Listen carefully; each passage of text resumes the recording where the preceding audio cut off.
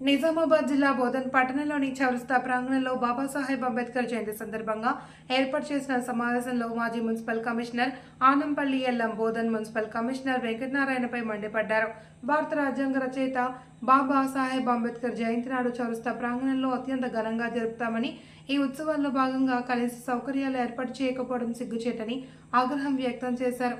భారత రాజ్యాంగ రచయిత బాబాసాహెబ్ అంబేద్కర్ జయంతి గురించి ఎవరికీ ఎలాంటి సమాచారం ఇవ్వలేదని, కుర్చీలు ఏర్పాటు చేయకపోవడం దారుణమని ఆగ్రహం వ్యక్తం చేశారు.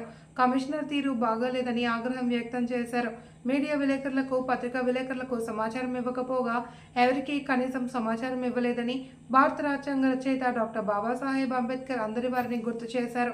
ప్రతి ఏటా జరిగే ఉత్సవాలు ఘనంగా జరుగుతాయని, ఈసారి ఘనంగా జరగకపోవడానికి కారణం ఆయనే అని విమర్శించారు.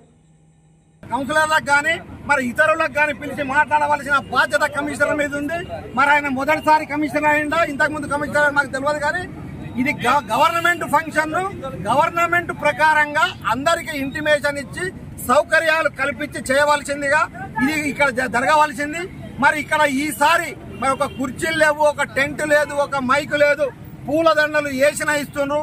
మరి కమిషనర్ పైసలు కావు, ఇంకోల పైసలు కావు, గవర్నమెంట్ దీనికి అందులో కలెక్టర్ గారు దీనికి ఆర్డినెన్స్ కూడా ఒక ఆర్డర్ కూడా ఇవ్వడం జరిగింది.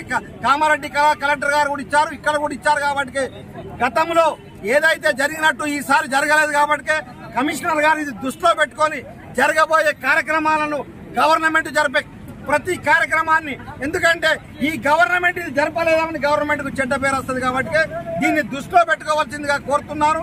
వచ్చిన ప్రతి ఒక్కరికి జైభీములు తెలుపుతూ ఈ యొక్క కార్యక్రమాన్ని, ఎందుకంటే డాక్టర్ బాబా అంబేద్కర్ గారు ఏదైతుందో కొందరి వాడు కాదు, ఈ దేశంలో అందరి వాడు. ఎందుకంటే అందరికి సంబంధించిన వాడు, అందరి జయంతి ఇది. ఒక ఎస్టీలదో బీసీలదో కాదు, అందరి జయంతి. కాబట్టి ఈ జయంతిని అందరూ జరుపుకోవాల్సిందిగా కోరుతున్నాము. గతంలో కూడా చాలా బాగా జరిగాయి, ఈసారి జరగలేదు. తప్పకుండా నేను మాత్రం దీనికి నిరసన తెలుపుతున్నా. ఇలాంటిదిగా ముందు జరగద్దని కోరుతున్నా.